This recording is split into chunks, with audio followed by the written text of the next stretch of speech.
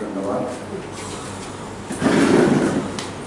আজকে একটা ঐতিহাসিক বিষয় নিয়ে কিছু আপনাদের মাধ্যমে সারা পৃথিবীতে জানকারি দেওয়ার জন্য আমাদের বিজেপি এবং আমাদের মোদীজি মুম্বাই সাহেব দলেরজি যে কাজগুলি করছেন এগুলি তুলে ধরার জন্যই আজকে আপনাদের সামনে আমরা উপস্থিত করছি। বিশেষ করে পূর্বতন সরকার মানিক সরকারের নেতৃত্বে যখন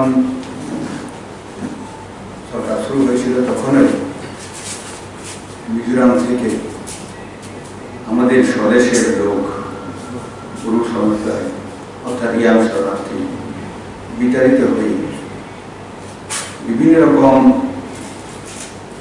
হিংসা, বিভিন্ন রকম মার দাঙ্গা অনেক কিছু হওয়ার পর পুরা ত্রিপুরাতে প্রবেশ করতে বাধ্য হয়। বসিরাম পাড়া, আনন্দবাজার, ওইসব বিভিন্ন এলাকায় ওরা আসতে বাধ্য হয়। অথচ দেখা গেছে বিভিন্ন এনজিওরা ওইখানে ট্রাকে গিয়েছে এই ঠান্ডার সময় বস্ত্র নেই, তাদের বস্ত্র দিয়েছে, পলিথিন নেই, পলিথিন দিয়ে সাধারণত কমসে কম কুয়াশা থেকে রক্ষার জন্য দিয়েছে। কিন্তু দেখা গেছে তাদের সরকার এটাকে একটুও সহানুভূতি দেখায়নি। কিন্তু আমাদের সরকার আসার পর এই বিষয়টা বিশেষ করে আমাদের প্রধানমন্ত্রী এবং স্বরাষ্ট্রমন্ত্রী অমিত শাহ এবং বিশেষ করে রাজ্যের মুখ্যমন্ত্রী ইয়ং যুব আইকন সর্বকালে কমসে কম রাজ্যের মুখ্যমন্ত্রী হিসাবে ওনাকে সবাই শ্রেষ্ঠ বলেই আখ্যায়িত করছেন। কারণ রাজ্যটা যদি সহমর্মিতা না দেখাত তাহলে কেন্দ্রের ইচ্ছা থাকলেও করা যেত না। তেমনি দেখা গেছে প্রধানমন্ত্রী কিষাণ সম্মান নিধি, উজ্জ্বলা যোজনা, আয়ুষ্মান ভারত, বিভিন্ন রকম, যেমন পশ্চিমবঙ্গে কৃষকরা বঞ্চিত, ওইখানে নাগরিকরা বিভিন্নভাবে বঞ্চিত করে রেখে দিয়েছে। কারণ ওইখানে তৃণমূল সরকার মমতা ব্যানার্জি কেন্দ্রে এটাকে গ্রহণ করেন না, ওটা প্রত্যাখ্যান করছেন তার জন্য। কিন্তু ত্রিপুরার মুখ্যমন্ত্রী ওনার শরীরে থাকার জন্য মানবতা ওনার হারে হারে আসে বলে 23 বছর পর আমাদের সরকারে এসে এই গুরু শরণার্থীটা, শরণার্থী বলা যায় না এটাকে, কারণ অন্য দেশ থেকে আসলে তবে শরণার্থী বলা হয়, কিন্তু আমরা গুরু শরণার্থী বলছি এটাও ঠিক নয়। তো অন্য আমাদের অঙ্গরাজ্য থেকেই, ভারতবর্ষের অঙ্গরাজ্য থেকে বিতাড়িত হয়ে দেশে সমাধান করেছে এবং প্রথম দফায় 600 কোটি টাকা ভারত সরকারের তরফ থেকে প্যাকেজ দেওয়া হয়েছে। এখন আপনারা জানেন বিভিন্ন জায়গায় এটা যে তাদেরকে পুনর্বাসন দেওয়ার জন্য জমি সংক্রান্ত সবকিছু নথিপত্র শুরু হয়ে গেছে। এটাও আগামী দিনে আমাদের ভারতীয় জনতা পার্টির পরিষদীয় দলের যারা আছেন আমাদের বিজেপি, ওনারা কিরকম অগ্রগতি হচ্ছে এটাও দেখবেন গিয়ে জায়গায় জায়গায়। তেমনি গত 1 তারিখে আমাদের প্রিয় মুখ্যমন্ত্রী দিল্লিতে গিয়ে, অথচ আগে আমরা কেউ জানতে পারিনি। এটাই হয় আমাদের ভারতীয় জনতা পার্টি, কাজ সে মতলব বিরাট আগে আগে গিয়া দাখল পিটাবে এটা নয়। উনি 1 তারিখে গেলেন দিল্লিতে, গিয়ে অমিত শাহের সাথে কথা বললেন বিষয়টা, কারণ তাদেরকে পুনর্বাসন সুযোগটা দিলেই তো হবে না, কারণ ওদের তো রোজি রোজগারের বিষয় আছে, রোজগার নেই, ওরা খাবে কি করে। তার জন্য মিনিমাম কমসে কম যেটা অটল বিহারী স্বর্গীয় অটল বিহারী বাজপেয়ী প্রধানমন্ত্রী আমলে যে অন্তর্দয় উনি 2 টাকায় চাল দিয়ে গেছেন, ওইটাকে করার জন্য 6,959 পরিবার পুরো, যদিও 5,000 সামথিং ছিল, কিন্তু পরবর্তীতে আরো এসে এটা জোর হয়েছে।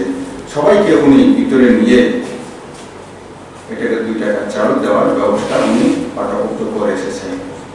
এর সাথে কমসে কম ম্যাক্সিমাম 35 কেজি পর্যন্ত, তেমনি আবার ফ্রি 5 কেজি করে প্রত্যেক ফ্যামিলির যে মেম্বার্স তাদের জন্য উনি ঠিক করে এসেছেন।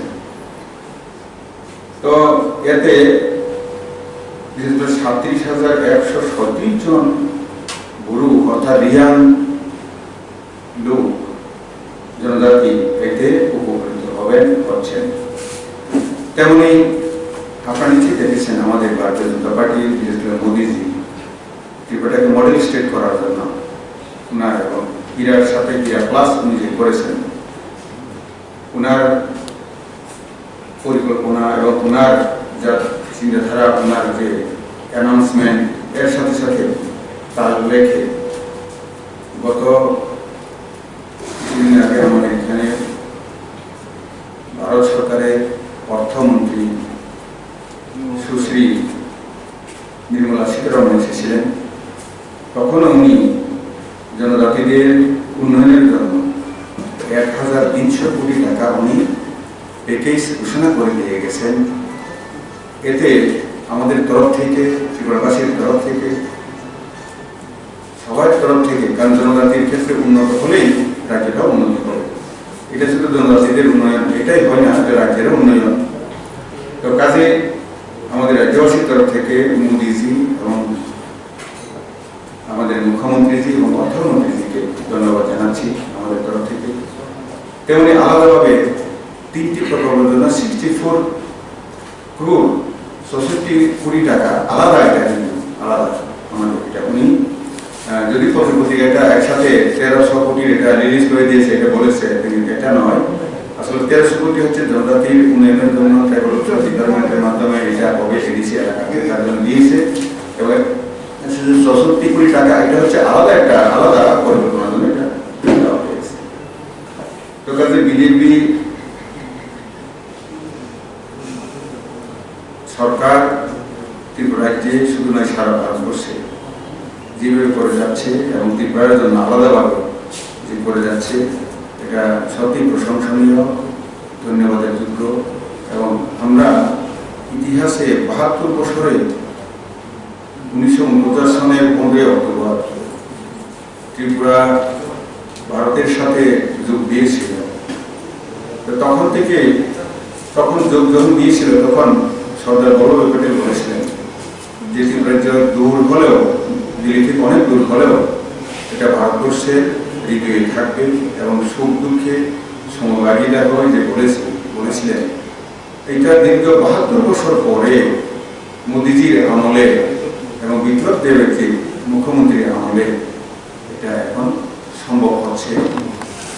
বিষয়গুলি জেনেছেন আগামী দিনে 2023 নির্বাচন এবং 2024 লোকসভা নির্বাচন, সবগুলি বিষয় কিভাবে 1977 সনে ইলেকশন এবং 1978 সনে যে বামফ্রন্ট নামক 56 জন এমএলএ পেয়েছিলেন ওইটাকে কিভাবে ক্রস করা যায়, অতিক্রম করা যায়, ওই দিশায় ওনারা সব কিছু জিনিস মানে সমস্যা আছে কিছু দলে থাকতেই পারে, এইগুলি ওনারা সমাধান অনেকটাই করে গেছেন এবং করবেন দলীয়ভাবে এবং প্রশাসনের ভাবে যে আমাদের ঘাটতি রয়েছে এটা ইমিডিয়েট ডিসেম্বরের মধ্যেই সম্পূর্ণ পরিষ্কার হয়ে যাবে এবং স্মুথলি আমাদের সরকারে আসার ক্ষেত্রে বাইরের যত কুশক্তি বা অন্য কোনো শক্তি যাই আসুক না কেন এটাকে প্রতিহত করার মতো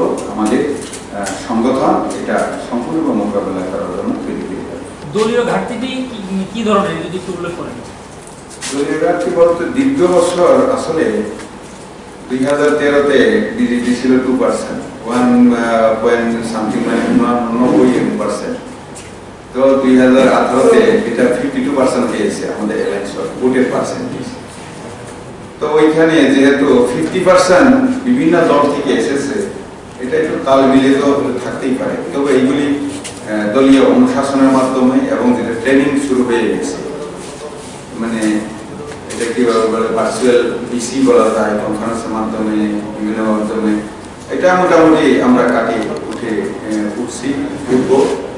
এটা আর মানে ডিসেম্বর পর্যন্ত যেতে লাগবে না, সম্পূর্ণ মানে সবাই বিজেপির আইডিওলজি যেটা অন্তর্ভুক্ত হয় সবকা সাথ, সবকা বিকাশ, সবকা বিশ্বাস এবং সবার প্রয়াসের মাধ্যমেই এটা সম্ভব হবে এবং এটা মোটামুটি রূপরেখা পেয়ে গেছে।